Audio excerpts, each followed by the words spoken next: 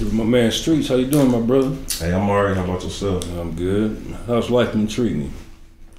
Good and bad. Good and bad. Good and bad. You know, life always gonna come with its ups and downs and shit, but I had more good than bad, but you know. So you been a busy man. Almost definitely. I'm one of them type of people that smoking here, right? Yeah, smoking. Yeah, I'm definitely one of them type of people. I can't just sit around. You know, I think I got some type of, I don't know what they call that shit, OCD, whatever. Where you just gotta keep doing something. Like I just gotta keep doing something. Because if I ain't doing nothing, I feel like I'm not getting nothing done. What's the new album called? Oh, my new album is Black Opulence. Okay. Yeah, it dropped on July. See, here's the tricky part. After the album was released, that's when I got a call from G-Style. G-Style. Yeah, G-Style called me up because we collaborated on Basquiat, Been Up. Mm-hmm. And yeah, he sent me a record a while ago. He sent it to me. I sent it back in like a week, and you know, I don't know what the hell he planned on doing with it. I'm like, okay, I didn't really listen. I was like, it's a nice song, but I didn't really put too much thought into it, like shit. But when he called me and said, you know, that's you. Why don't you go ahead and why don't you take that and put that on the album? I said, well, shit, it only makes sense to put it on the shit I just put out there, the Black Opulence. You know what I mean? And I said, fuck it, I'll just make a deluxe version. And you know, I added another song to it, Timeline, and then we went ahead and just put that out there too. When I seen the name of it, I said, you know, okay. But then I heard the song and I was like, okay, like, well, you know, I like that. That's a good catchy concept and direction or whatever. Yeah, I heard it. Sounds hot. Yeah. Yeah, because when he sent it to me, it was just daytime. It was just daytime, basically. They had the hook everything already on there. All I had to do was put my verse on it. Yeah, I just put mine to it, and you know, when he told me I could have it, I said, "Shit, thank you, homie. Mm-hmm. I owe you one for that." Those are the same guys you work with now. What's the movie called up shit? Prices of Fame? Mm-hmm. Yeah. Yep. Same group of guys, man. My dad stayed down there, so I moved down there for like a little bit over a year, and I met, you know, some great people up there, and you know, it just so happened that like they were doing the same shit that I was trying to do too, that I wanted to do. So we all shared the same passion, which was music.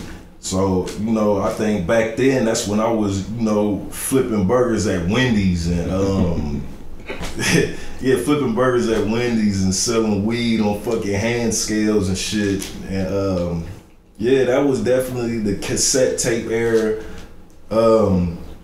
Cassette tapes was crazy. I used to take a whole bunch of different album covers, take other artists' face, tape them on there, like pretending it's like, you know what I mean, take my face or something. Like, it was crazy, man. That was when we had the karaoke and the piano, the little Casio, them little, you hooked them up.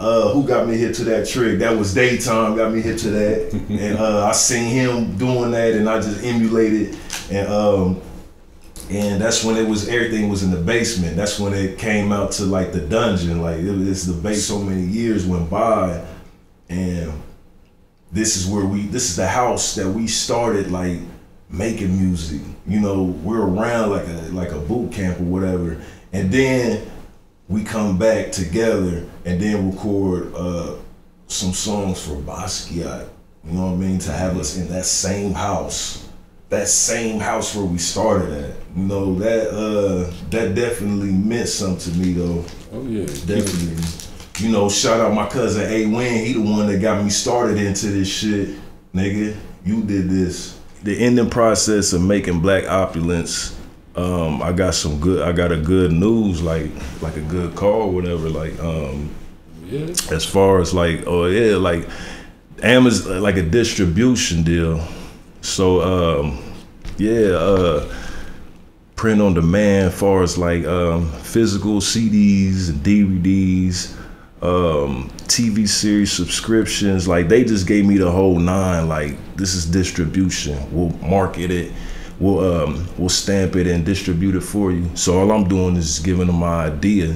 You know, that's all I'm doing is giving them my idea, and like y'all taking it, and then you know y'all just send me my cut. Y'all take y'all cut. You know, everybody happy.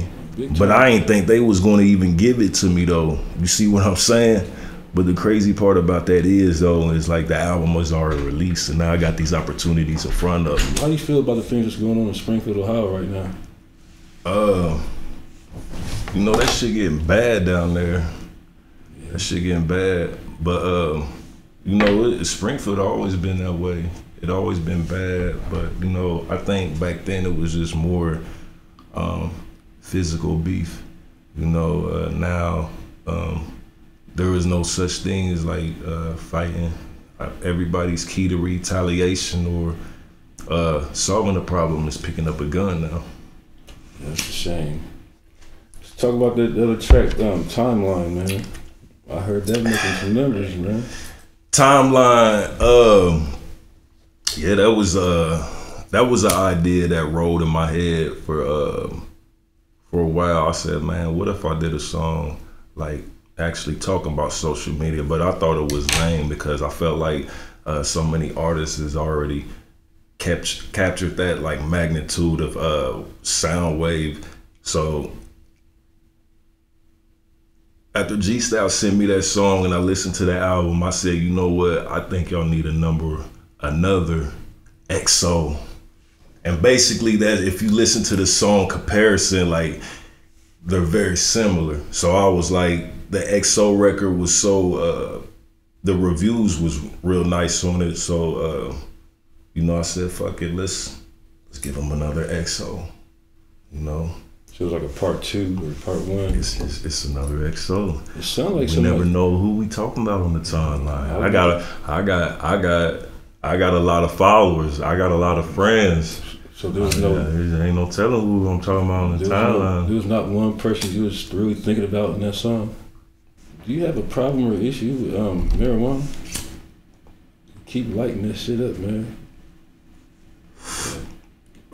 How much weed do you smoke, man? Do you promote this for the kids and stuff? Or? Nah, you know, I don't think weed is I don't think it's a harmful drug. It's a medicine. You know, it cures so many different problems, like health problems, blood clot. Just some good, strong smell stuff, man. How many blunts a day do you smoke, man? You know what? I don't know. I don't know.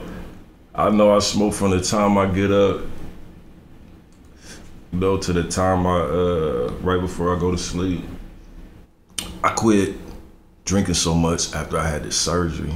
It was like every time I drank some or anything, I just couldn't hold alcohol down and I just get real sick. So I just said, you know what, fuck it, I guess it ain't for me.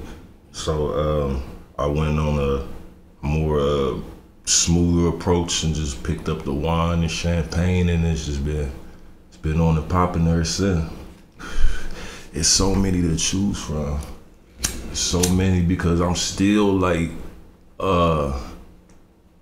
discovering new brands and you know, different, you know, the texture, the dry, the sweet, you know, the different wines and everything. Like, this is new to me. You know, I would just crack a bottle of Hennessy or some Ciroc open and, you know, call it a day. You know what I'm saying? But like, we talking about like wine and champagne, it's a different line, you know. You might buy a bottle of some shit that you really can't even, you don't even want to drink. Get back to the first question, first movie. I thought you had a movie called Bad Business. You know what? Like T. Petty, L. I do. We got a movie called Bad Business. But it wasn't how can I say this? It wasn't even a movie. It was like some shit that just happened, and I guess turned into that. And then you know, we pressed up some copies and sold it. That was a ghetto classic for those that don't know. Oh, it definitely was, you know. But when we get into like paperwork and like calculating them numbers at the end of the day, can't get a cent off of it. Can't get a cent off of it. Why is that? We didn't own anything. We ain't own no rights or anything to our music. That's when we was young getting into the game. But it's like, we got the talent, but we don't have the business sense. We don't know the business. No, we ain't. I'm not signing no 360. Only thing the label could give me is distribution. You know, because I'm owning all my masters. I own all my publishing. I own all my shit. All my shit. I think I got about 13, 14 projects. Yeah, 13, 14 projects worldwide. Close to 200 songs. And how many people you have on Street Music ENT? You got any upcoming artists coming out, or you got a surprise? Or 13, 14 albums? Right now, Street Music, we in a phase like, we building, man, cause you know, I think I explained this before. Like, I think it's way bigger. It's way bigger than music. You know, music is a stepping stone. And I feel like there's way more money in the other shit than music. But right now, I just started working with an artist called Sosa Mali. You know, he's a relative, and you know, he always, you know, studied my music. Even, you know, I used to get locked up, go to jail for stupid shit, get out, can't find none of my cassette tape CDs, none of my music, but guess who had them? Oh, he did. He did. And you know, he used to memorize some of the lines I did, and even recited them to me and shit. And homie would always ask me, like, you know, when you gonna put me on? So, you know, I think I really got to that point, like, you know, it ain't even about me. Stop being selfish, let, you know, somebody else. So he been coming by the studio, and we been recording. I've been producing, working with him and shit. And you know, he got on the Black Opulence power track, and y'all definitely need to check that out. So I'm about to ask you this, man. 13 and 14, are you planning on retiring anytime soon, or you gonna put some more Too Short shit, man? Jay-Z just keep going forever and ever. You're gonna be the Birdman. Nappies.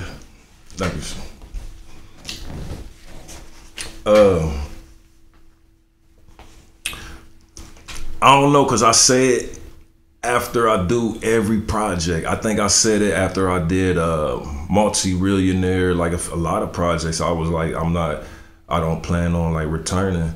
But this was like a different experience because I was recording songs for it, but the energy changed after the album was done. So it was like, I kept recording and kept that same energy, and like, that's what brought Black Opulence.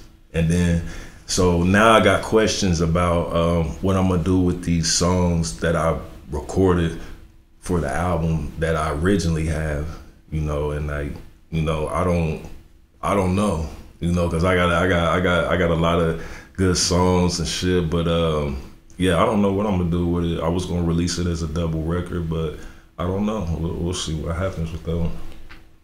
What's going on with the Really Near clothing line? You had everybody waiting for years for the Really Near. You finally did it. Yeah. Because of the clothes. You see, in the when it comes down to merch, that's a different ball game.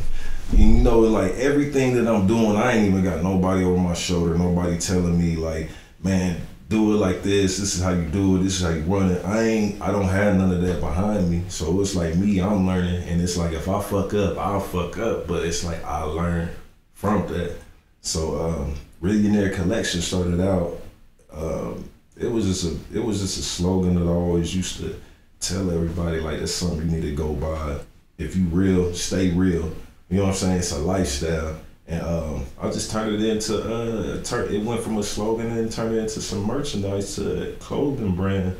And I think we tried shoes and like we tried everything, but it's so difficult trying to break into the clothing industry. Like it's not like music. It's very different, and there's a lot of different obstacles and shit that you gotta go through to like be selling. Like okay, just because you can sell records doesn't mean you could necessarily sell clothes as well.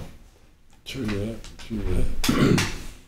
Nah, I don't really get into like the beef and the battle raps, and I don't really get into that because at the end of the day, you gotta ask yourself like, who am I trolling?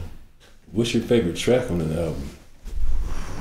Maybe very first favorite track. One out of all. That's a tough question because I actually, man, this album is so fresh and new to me. It was like after it was recorded, it was already sent off. So it was like every song I was doing every day, it was like a different energy, different vibe. And it just felt like every song that I was making, it was better than the other one. Because when I first got the shift of this new energy to make Black Opulence was up to, I think after I made that song, that's what built the bulk of the project. After I recorded that song, that's when every other song from the project came about. But Up To was the first song I recorded, and it was like some energy that I felt to make me just to keep recording, and to produce these songs and come out with this content, and it worked. Nigga, who inspired you for your song? This song you been in on the motherfuckers. For Which real. one? The timeline. Timeline. Because the song you was halfway singing that motherfucker for real. I was definitely singing, man. I was definitely singing. It was something I tried. See, what it was a genius idea because we emulate the great. If you want to be great, you got to emulate the great. So it's like, okay, what are the greats doing? The greats are rapping and singing right now. Ooh. So I said, you know what? If the greats are rapping and singing and they're getting these many, views and shit like that, let me, I ain't gonna throw no shade like fuck your idea. Like shit, you can't beat them. Join them. Exactly. Try the idea out. It might work. You gotta look at who's on them Billboard chops, the top songs, make songs like that, man. So get your place, get you a slot up there. But that's the singing and rapping's been going on for it's forever.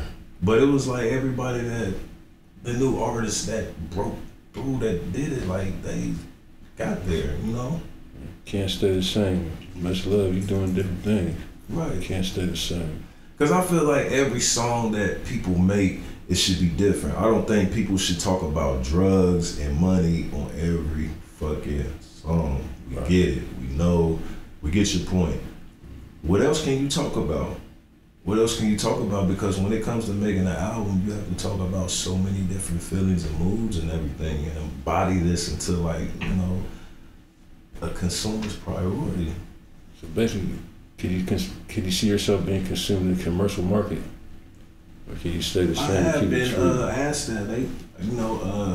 Because everybody knows when I first started doing music, all my music was just trap music, money music. That's what I was doing, and it took one conversation from Cyril, Elamine at the time.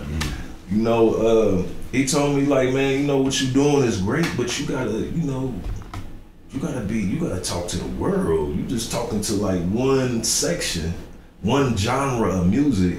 Let's talk to all genres, because when you relate to all genres, like there's a big playing field. There's more money that's generating. Why you gonna get money on this from this genre, but like say fuck the other genres? Like let's tackle into those genres too, and like see what type of revenue we can come up with. You feel like you ain't better or worse than any of your predecessors or people you got started with? Nah, it started in Springfield, Ohio. But like that's like moving up there, like just that experience and just being around them type of people, it just showed me like, you know, I'm not the only one that's passionate about this. You know what I mean? There's also other people that's passionate as well. There's definitely gonna be a wine, champagne, something like that coming real soon. Yeah, the damn Bill Cosby lean type shit. Nah, we ain't gonna do that. It's gonna be something nice and subtle, you know, because what they do is, you know, they call you in for a meeting and, you know, you sit down and, you know, you just basically go over like, you know, your expectations of like, what do you want? What is it that you're trying to capture or whatever? So, you know, they take all this and then they have so many barrels of different wines and, you know, different grapes and shit like that, and different, you make your own adjustments and flavors and, you know, and then after that, you just get your label and they ship it. And, you know, when I get a box, I'm gonna ship it to Springfield. You ain't gonna try to pull no Too Short, no Jay-Z retired type shit, is you? Nah, it ain't retirement. I always feel like that after I get done doing a project, because I feel like it was so much that it took, you know, to like, you know, even come to that. So it's like by then I'm like, you know, fucking, I'm done. It's like going to work. You work a double, like, oh, I'm done, I'm tired, fuck that place type shit. Still love you ain't going nowhere because, man, you know what reason why I asked? Yeah, because at the end of the day, it's not about me anymore. I think it's like about seeking talent and just basically giving them utensils and whatever, and then, you know, helping them along the way. But it ain't really me. That's why I've been working with So Somali, because I want him to branch off. I want him to, like, you know, carry this torch, you know, and just, you know, carry his message and give it to the world, you know. But with me being there and helping homie, whatever, like, I think we could make something real big happen. Sure. I know definitely soon there's gonna be a movie that's gonna be getting thrown into play, you know, because, you know, I love tackling the acting. Like, that's one of my biggest passions. I like acting. I like being on the screen and, like, you know, I love that. When's the video for Pillow Booty coming out? Is there gonna be? Hey, it's not up to me. It's up to the others that was involved. I'm up for it because you can hear like the difference, and I think what was so interesting about this project, it was I didn't write one verse. I didn't write anything. Straight off the top of your head. I didn't write anything. Nothing. That's what's up. Nothing. I don't write shit. Was that a hint? Make the traffic great again? Nah, well, definitely ain't gonna be another one of those. That was just, you know, I low key kind of get flack for that title. Get that Trump hat out, nigga. Get that Trump hat out, nigga. Oh, nah, that title was definitely got flack for. You know, I don't really. When it comes to politics and shit like that, I'm more concerned about who's running the state. Who's running the city?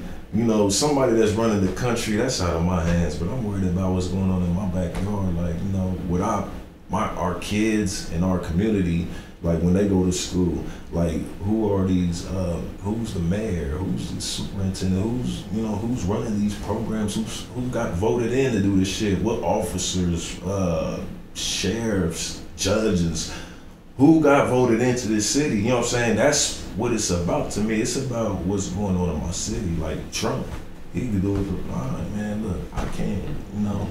Why don't you stay in this lane? I'm worried about what's going on in the city, you know what I mean? Yeah. We can't control what's going on outside of the city, you know what I'm saying? And as far as all this, you know, the police shit, you know what I mean? That been going on for years. You heard about the young man that got messed up in the juvenile, didn't you? Definitely. There was a young homie in Springfield, Ohio, you know, got assaulted by, you know, some probation officers and sheriffs. Yeah. Bruh, he ain't even 18, man. No child. He ain't even 18. And you know, that's something that's going on right now that I really ain't gonna really speak into, because I'm gonna let them deal with it on the legal platform, how they gonna deal with it. But like at the end of the day, like this is going on in my hometown. My kid, two of my oldest kids, they live down there And it's like, I don't want to be around that shit. It's just getting worse. I get up, like, I'm thinking about moving to fucking Cali. Getting the fuck out of Ohio and, like, moving to Cali. Like, that's what I really want to do. You're supposed to be to the east, my brother, not to the west. I'm gonna pull the Bron and go to the, you go pull the I'm gonna pull the Bron, go straight to the west. You know what I mean? Hollywood. Yeah, I mean, it ain't Hollywood. I mean, you just gotta think about the people you gonna meet, the opportunities, the benefits, because you don't get those same type of opportunities in like certain cities, certain towns and shit like that. You see what I'm saying? Not every city has a national football league. Not every city has a stadium.